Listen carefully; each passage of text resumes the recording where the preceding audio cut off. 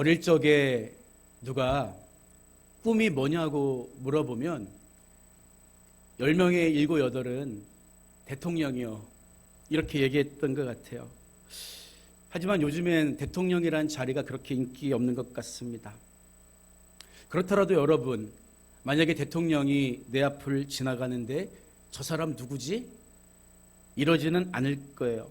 우리가 대통령을 존경한다, 존경하지 않는다, 잘한다, 못한다 평가를 할 수 있는 것도 그가 존재한다는 사실을 인정하기 때문이에요. 여러분 마찬가지입니다. 우리가 가령 하나님, 저에게 왜 이런 아픔과 시련을 주십니까? 이렇게 기도할 수 있는 것도요, 하나님이 내 기도를 듣고 계신다는 사실을 인정할 때 가능하다는 거죠. 하나님이 계신 것을 인정하지 않으면서 하나님께 따지는 사람 없어요. 그러니까 사실은 무관심이 하나님 앞에서는 더 큰 죄라고 할 수 있죠. 그렇기 때문에 우리 성도들은 엘리야처럼 더러 실망하고 낙심하고 불평을 하더라도 하나님 밖에서 하면 안 되는 거예요. 하나님 안에서 다윗이 쓴 시처럼 투설하는 거죠. 하나님, 나 너무 힘들어요. 나 견딜 수 없어요. 만약에 우리가 감당하기 힘든 일이 생겼는데도 기도하지 않는다면, 또 예배를 드려도 하나님의 임재를 경험하지 못한다면 마치 하나님이 안 계신 것처럼 느껴지는 거예요. 영적으로 어두워지게 됩니다. 그게 점점 쌓이면 다시 예수님을 믿기 전의 상태로 돌아가 버리고 마는 거죠. 그래서 우리가 호흡과도 같은 기도를 조금만 멈추면 내가 얼마나 어두운 존재인가를 대번에 깨달을 수 있는 거예요.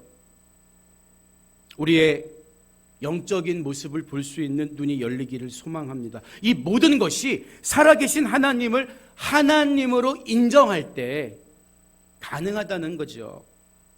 여러분, 우리가 하나님의 존재를 인정하려면 하나님을 경험해야 하잖아요. 우리가 성경 말씀이 하나님이 자신을 계시하신 말씀이긴 하지만 하나님을 경험하지 못한 상태로 성경을 읽으면 이해도 되지 않을 뿐만 아니라 하나님을 만날 수도 없어요.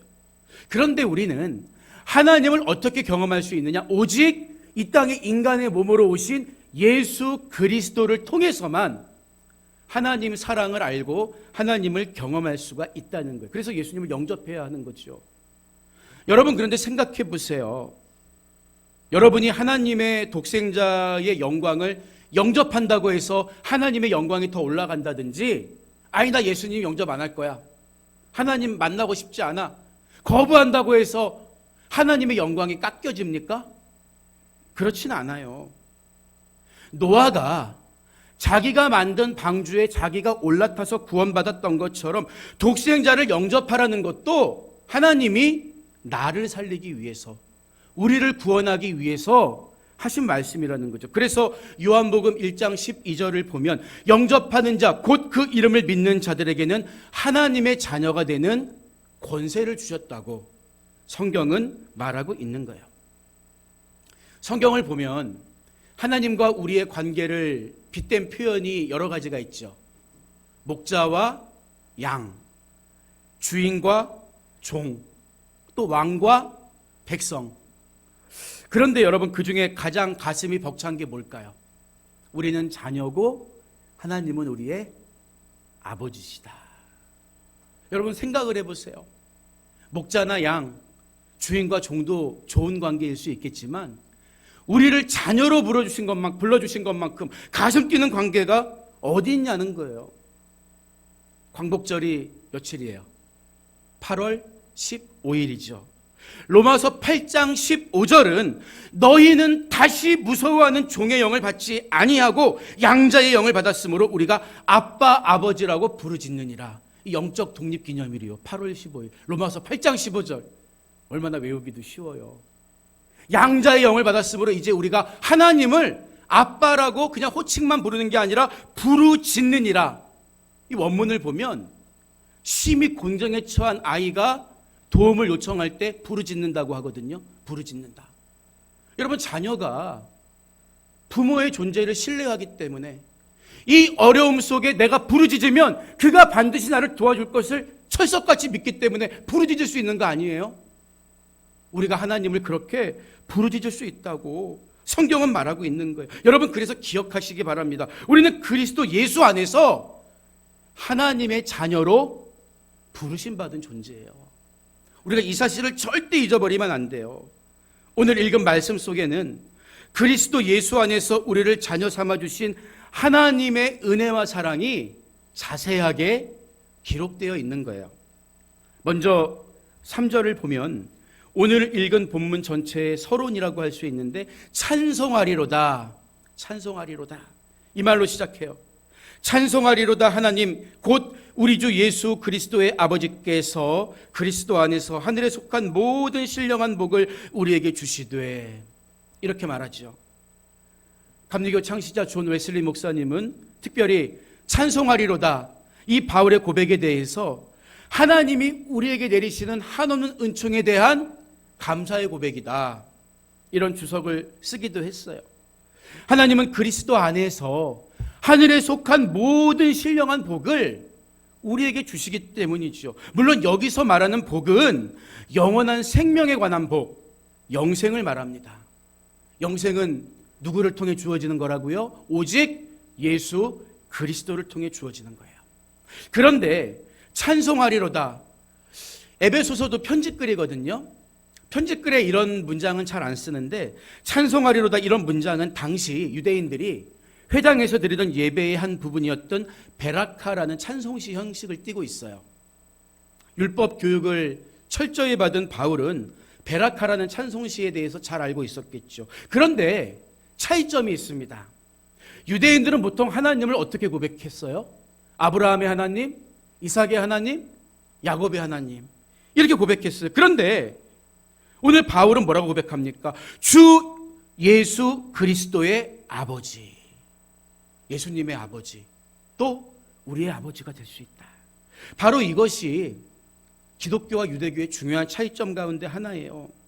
하나님은 예수 그리스도를 통해서 자신의 아버지 되심을 보여주셨고 예수 그리스도 안에서 우리도 하나님을 아버지라 부르며 나아갈 수 있도록 은총을 베풀어 주신 거예요. 그래서 바울은 특별히 에베소서를 기록하면서 그리스도 안에서, 예수님 안에서 이 표현을 30번 이상이나 반복해서 쓰고 있습니다. 우리가 하나님을 누구를 통해서 알 수 있어요? 예수님을 통해서. 우리가 누구를 통해서 하나님을 아버지라 부를 수 있는 거예요? 예수 그리스도를 통해서. 계속해서 본문 4절 이하에는 우리가 주의 깊게 읽어야 하는 말씀이 기록되어 있는데요. 먼저 4절부터 5절을 보면 곧 창세 전에 그리스도 안에서 우리를 택하사 우리로 사랑 안에서 그 앞에 거룩하고 흠이 없게 하시려고 그 기쁘신 뜻대로 우리를 예정하사 예수 그리스도로 말미암아 자기의 아들들이 되게 하셨으니, 이렇게 이야기하고 있어요. 여러분, 여기서 우리가 특히 집중해서 봐야 하는 구절이 그리스도 안에서 우리를 택하사, 이 구절과 기쁘신 뜻대로 우리를 예정하사, 이 구절과 마지막으로 자기의 아들들이 되게 하셨으니, 이 세 구절입니다.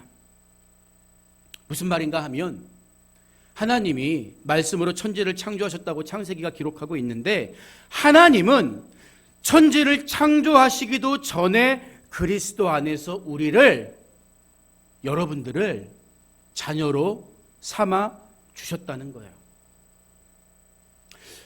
직선적인 시간관을 가지고 있는 우리 인간은 이런 생각을 하기가 어렵죠. 보통 예수님에 대해 우리가 어떻게 생각합니까? 하나님이 참다 하다 안 돼서 마지막 최후의 카드로 예수 그리스도를 이 땅에 보내셔서 우리를 구원하셨다고 생각하기 쉽죠. 하지만 오늘 말씀의 근거에서 보면 예수님은 창조 전에도 하나님과 함께 계셨을 뿐만 아니라 하나님이 세상의 기초를 놓기 전에 이미 우리를 자녀로 삼으실 웅대한 계획을 갖고 계셨다는 거예요. 여러분, 어떻게 이것이 가능하겠습니까? 하나님은 모든 것을 아시는 전지하신 분이고 못하신 것이 없는 전능하신 분이시기 때문이죠. 따라서 구원의 계획은 창세전부터 하나님과 함께 계셨던 그리스도 안에 이미 나타난 것이고, 구원의 행위는 이 땅에 인간의 몸으로 오신 예수 그리스도의 죽음을 통해 성취된 거예요. 그리고 성령은 하나님의 이런 계획과 그 사랑이 나를 향한 진실한 것임이 믿어지고 깨달아질 수 있도록 지금도 역사하시고 도와주시는 거예요. 아버지가 하시는 일, 아들이 하시는 일, 성령이 하고 계시는 일, 삼위일체 하나님이 우리를 통해 증거하고 계시다는 거예요. 따라서 하나님의 구원의 사역과 계획에 있어서 우리 인간의 공로나 행위가 아무런 조건이 될 수 없다는 것은 너무나 당연하고 분명한 사실입니다. 그런데 한 가지 의문이 생기지요. 그렇다면 왜 우리 옆에 있는 이웃들 중에 누군가는 죽을 때까지 아버지를 아버지라 부르지 못하고, 홍길동도 아닌데 하나님을 아버지라 부르지 못하고 죄 가운데 살다가 지옥에 가게 되는 걸까요? 처음부터 누군가는 구원받도록 정해졌고 누군가는 버림받도록 이미 창세 전에 정해졌기 때문일까요? 얼핏 보면 그렇게 생각될 수도 있어요. 그래서 어떤 사람들은 처음부터 택한 사람만 구원받고 예수님의 십자가 보혈도 그들만을 위해서 흘려졌다고 주장하는 이중 예정론자들도 있는 것입니다. 여러분, 그러나 하나님이 처음부터 천국 갈 사람과 지옥 갈 사람을 따로 구분해서 창조했다는 주장은 성경 전체의 숲에서 말하는 바와는 거리가 멀어요. 가령 그렇다면 하나님께서 나의 삶을 두고 맹세하노니 나는 악인이 죽는 것을 기뻐하지 아니하고 악인이 그의 길에서 돌이켜 떠나 사는 것을 기뻐하노라, 이렇게 말씀하신 하나님의 말씀은 위선이 되는 거죠. 하나님이 처음부터 악인을 만드셨다면 죄에 빠진 백성을 보면서 가슴 아파하며 돌아오라고 외치는 하나님의 마음도 가시게 되는 거예요. 그렇게 만들어놨다면. 여러분, 그러나 하나님은 진실하시고 성실하신 분입니다. 그렇기 때문에 하나님이 창세전에 우리를 선택하고 예정하셨다는 말씀은 어떤 사람은 구원받도록 예정되고 어떤 사람은 멸망받도록 정해졌다는 의미가 아닙니다. 하나님의 선택의 대상은 전 인류이며 선택의 기준은 오직 그리스도 예수 안에서 행해진다는 그리스도 예수 안에 있는 예정에 대한 말씀이에요. 그래서 예수님이 마태복음 22장 14절에서 뭐라고 말씀하십니까? 청함을 받은 사람은 많되 하나님은 다 컬링하신다는 거예요. 예수님 직접 하신 말씀입니다. 택함을 입은 자는 적으니라. 탄식하시죠. 이게 무슨 의미겠습니까? 누구나 구원으로 초대받았지만 아무나 그 초청에 응답하는 게 아니라는 거예요. 안타까운 거죠. 그럼에도 불구하고 신학적인 논쟁을 좋아하는 분들은 하나님이 인간의 선택을 미리 알기 때문에 그를 구원하신다면 하나님의 선택이 이 사람 행동에 묶여 있는 거 아니냐, 이것은 하나님의 전능에 위배되는 거 아니냐, 이런 주장을 해요. 하나님의 구원의 주권이 인간의 선택에 예속된다는 논리죠. 그러나 여러분 생각해 보세요. 미리 아신 대로 우리를 택하시고 구원하시는 것도 전능의 영역이에요. 왜 사람의 탁구공만한 머리로 전능의 개념을 자기 막대로 정의합니까? 생각해 보세요. 가령 우리가 일기예보를 보고 태풍을 미리 예측할 수 있어요. 하지만 전능하지 못한 인간은 미리 예측한 태풍을 막을 수가 없어요. 지진을 예측할 수 있습니다. 막을 수 있습니까? 사망을 알아요. 내가 언젠가 죽는다는 거 알아요. 죽음을 뒤집을 수 있는 힘이 있습니까? 미리 안다고? 아닙니다. 미리 아신 자를 구원하시는 게 전능이 아니라는 것은 그렇게 주장하는 사람들의 전능의 개념일 뿐이지 우리 인간은 전능하지 못하기 때문에 미리 알아도 그 길을 막을 수가 없는 거예요. 하나님이 미리 아신 자들을 구원하신 것도 하나님의 전능하심의 영역입니다. 성경은 그것을 일관되게 말하고 있어요. 우리는 전능이란 단어를 어떤 신학적인 교리에 끼워 맞춰서 이게 전능일 거야, 멋대로 해석하는, 전능하지 못한 인간이 어떻게 전능의 정의를 내릴 수가 있겠어요. 그런 어리석음을 범하면 안 되는 것입니다. 그렇다면 하나님께서 그리스도 안에서 예수 믿는 우리를 택하시고 하나님의 자녀가 되게 하신 목적이 뭐냐는 거예요. 6절을 보니까 이는 그가 사랑하시는 자 안에서 우리에게 거저 주시는 바 그의 은혜의 영광을 찬송하게 하려는 것이라, 이렇게 말하고 있어요. 하나님께서 이사야서 43장 21절에서 이스라엘을 가리켜서 이 백성은 내가 나를 위하여 지었나니 나를 찬송하게 하려 함이라. 이스라엘을 향해서 이렇게 말씀했는데 영적 이스라엘이라고 할 수 있는 우리를 택하신 목적 또한 다르지 않다는 거예요. 하나님께 영광을 돌리게 하기 위해서, 하나님을 찬양하게 하기 위해서 우리를 택하고 자녀 삼아 주셨다는 거죠. 여러분, 우리가 하나님의 영광에 1%도 보탤 수가 없는 미천한 존재인데 왜 우리의 찬송이 하나님께 영광이 될까요? 부모와 자녀의 관계이기 때문이에요. 부모는 자기가 못생겨도 자식이 자기 닮으면 좋아해요. 자기 닮았다고. 하나님의 형상대로 지음받은 우리가 잃어버린 하나님의 형상을 회복하고 하나님의 자녀라 칭함받을 때 하나님이 영광 받으시는 게 이와 다르지 않습니다.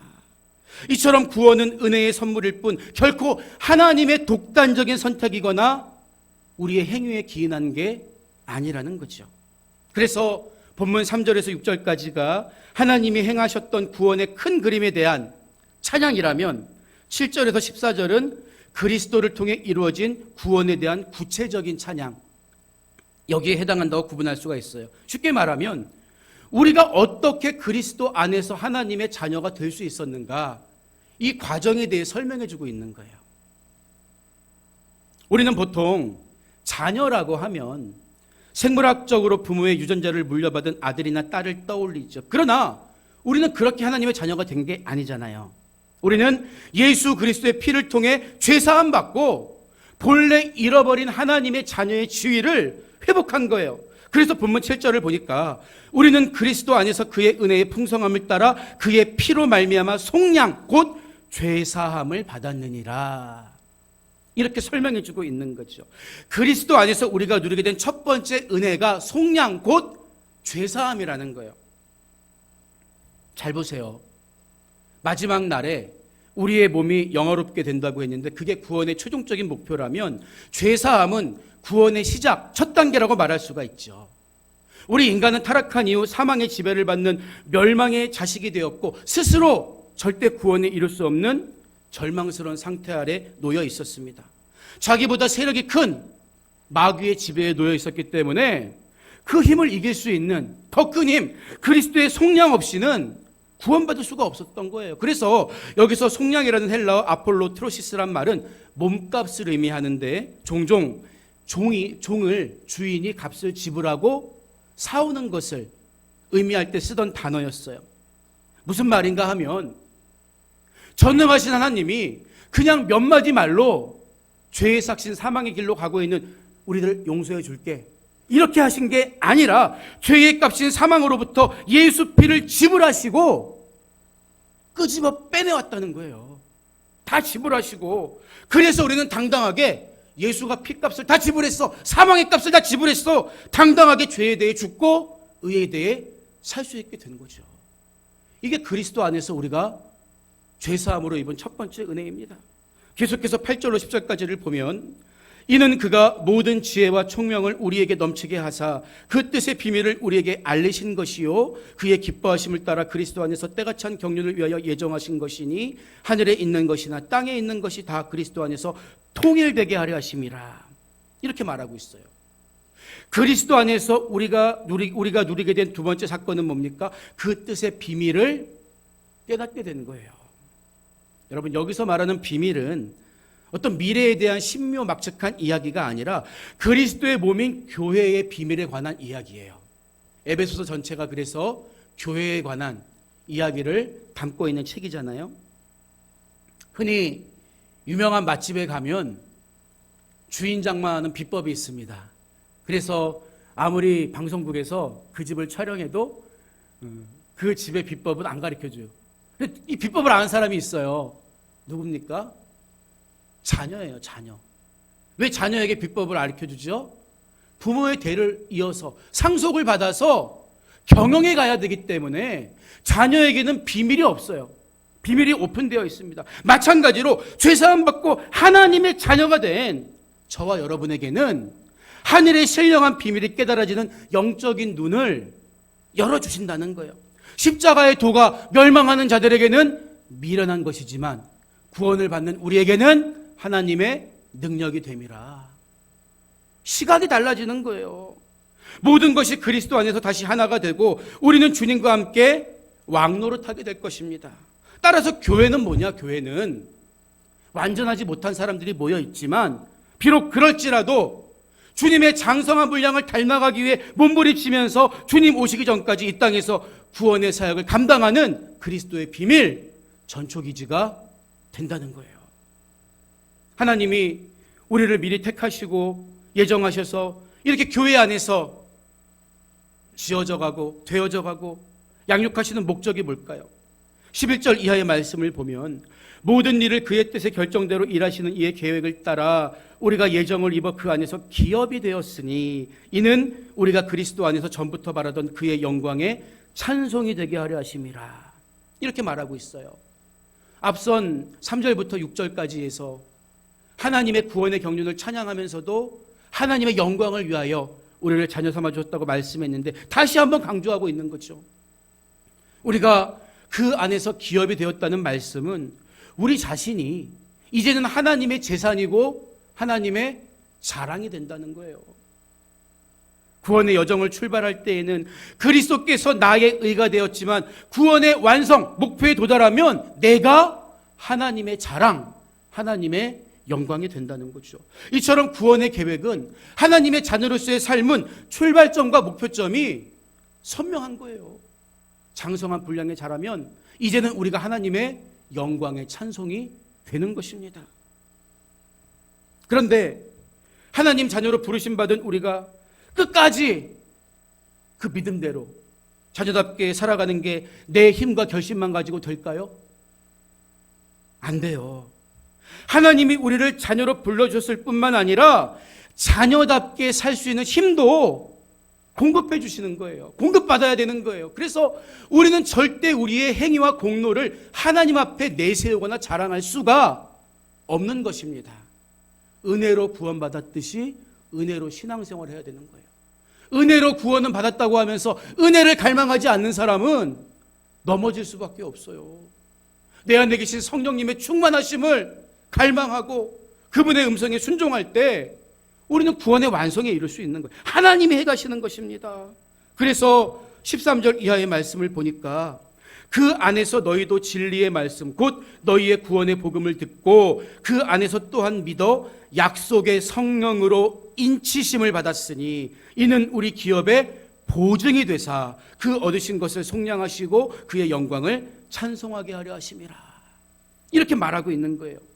여기서 인치심, 인이란 정치적인 면과 소유적인 면으로 나눠서 생각해 볼 수가 있어요. 정치적인 면에서는 왕이 법령을 만들고 도장을 꽝 칠 때 인친다 그래요. 서류에 찍힌 왕의 도장은 이 문서의 진정성과 권위를 인정합니다. 누구도 뒤바꿀 수가 없어요. 또 소유적인 측면에서 개인의 소유권에 대한 증거를 나타내는 거죠. 봉인된 문서나 봉인된 용기 안에 있는 것을 입증하는 사람이 누구인가를, 이게 누구 것인가를 인을 침으로써 밝히는 것입니다.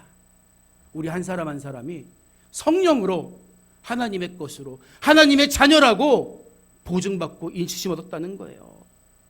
성령은 구원의 확신을 위해 우리에게 표적을 보여주시기도 하고 기도의 응답을 해주시기도 하고 마음의 확신과 영적 현상, 마음의 평안, 기쁨 등 다양한 방법을 통해 오늘도 역사하시고 보증해 주십니다. 여러분, 보증은 계약과 같은 거예요. 반드시 이루겠다는 거죠. 이와 같이 성령이 우리가 믿을 기업의 보증이 된다는 것은, 우리가 받을 기업의 보증이 된다는 것은 장차 우리가 하나님의 자녀로서 누리게 될 영원한 나라의 상속권이 분명하다는 사실을 우리에게 확인해 줍니다. 이 모든 은혜가 우리를 자녀 삼아 주신 하나님의 영광의 찬송이 되게 하려 하심이라는 거예요.